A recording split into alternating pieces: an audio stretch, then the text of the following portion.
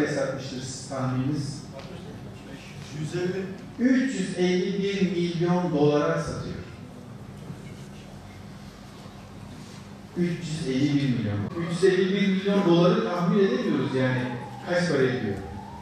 Dünyanın en çok okunan gazetesi oluyor çünkü. 150 milyon kişi. 150 milyon kişi bu gazeteyi okuyor. Benzer şeyler yapıyor.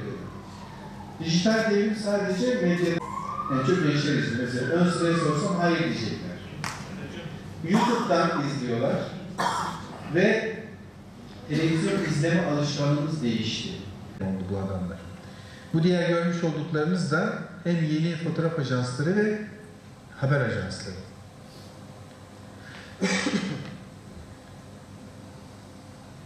Bu görmüş olduğunuz şeyler bir ülkenin ulusal güvenlik sorunu tespit etmesinden sonra kuruldu. Doğrudan temas eden her nesne dijitalleşiyor. Dijitalleşme bilgiye çok daha hızlı erişim sağlarken beraberinde getirdiği fonksiyonellikle verimliliği arttırıyor. Mikrodan makro seviyeye doğru Şu demek sanayi devrimi, fabrikalar kuruluyor, artık bant sistemleri kuruluyor ve ürünler çok hızlı bir şekilde üretiliyor. Matbaa da sanayi devriminin bir ürünü, trenler de sanayi devriminin bir ürünü, araba da öyle, çelik de öyle, top da öyle, tank da öyle. Hayatımızın tamamını değiştiren bir sanayi devrimi yaşamıştık biz bundan 150 sene önce. Onun etkileri 100 yıl boyunca devam etti ve biz Müslümanlar olarak, Osmanlı olarak bu sanayi devrimini kaçırdık. Bugün sanayi devrimini kaçıran Osmanlı eleştirisi yapıyoruz çok sık bir şekilde.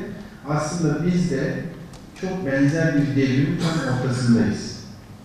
Şimdi bu sanayi devriminden sonraki aşamaları da hesaba katan bilim adamları şu anda yaşadığımız şeye dijital devrim diyor. Ya da sanayi 4.0, endüstri 4.0 diyen var, sanayi 5.0 diyenler var. Biz buna dijital devrim diyoruz. Aslında tam olarak bir devrimin ortasındasınız. Eskiden yaşı müsait olanlar bilirler, adliyenin önünde, postanenin önünde arzuhaciler var. Bunlar daktiloyla yazarlar. Elle değil de daktiloyla. Hattatlar da böyle yazarlar. İşte o hattatlar sanayi devrimi olduktan sonra matbaanın bulunmasıyla beraber işlerini kaybettiler. Matbaanın gelmesine en çok direnenler Osmanlı'da hattatlar doğruysa. Herkes dindarlar, dinciler, hocalar zannediyorlar ama hattatlardı. İşsiz kaldılar. Benzer bir şeyi bugün biz yaşıyoruz. Dijital devrimle beraber gazeteler kapandığı için birçok insan işsiz kalıyor. Ve dijital devrime en çok medya sektöründe direnenler de bu devrimi anlamayanlar. Aslında tsunami gibi bir şey geliyor. İnsan onun karşısında durmaya, karşısına çıkmaya karşı koymaya kalkıyor. O da onu yıkıp geçiyor. Bu gazeteler şu anda kağıda basılıyor. Bunların içerisinden Independent yazan Independent kağıda basmayı durdurdu ve sadece dijital ortamda yayın yapıyor. Türkiye'de de biliyorsunuz gazeteler yayınını durduruyorlar kağıda basmayı. Hangileri? Duyan var mı mesela? Habertürk, Radikal mesela tamamen kapandı. Ama Habertürk sadece internetten yayın yapıyor. Vatan Gazetesi sadece internetten yapıyor. Bu sene bu sayı daha çok göreceksiniz. Biz bu gazetelerin, yani dünyadaki bu gazetelerin bir süre sonra sadece müzelerde göreceğiz. Ben bu iddiayı birkaç sene önce ortaya attığımda herkes bana çok karşı çıkmıştı ve inanmamıştı. Şimdi diyelim ki bir telefon müzesi açsak, cep telefon müzesi. Nokia 8110 isimli telefonu hatırlarsınız. Onu müzeye koyar mıyız?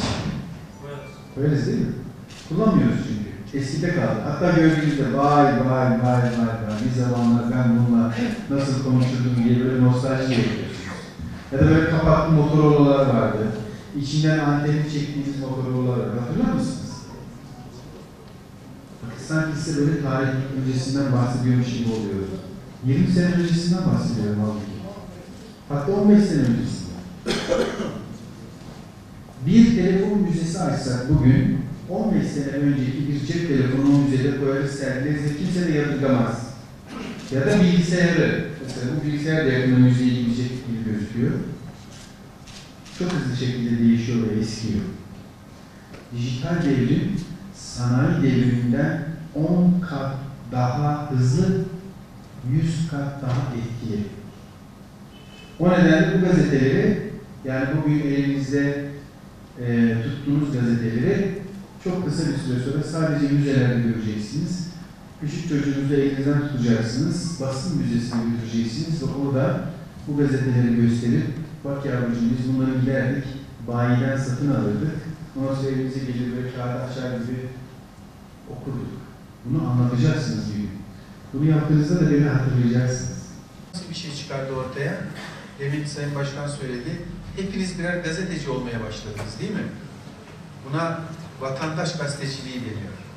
Yani buradan bir fotoğraf çektiğinde, Twitter'a koyduğumda, altına da bir iki cümle yazdığımda Urfalılar dijital devrime çok ilgi gösterdi, salon tıka basa dolu diye tweet attığımda bu bir haber oluyor. Dolayısıyla siz de bir gazeteci oluyorsunuz.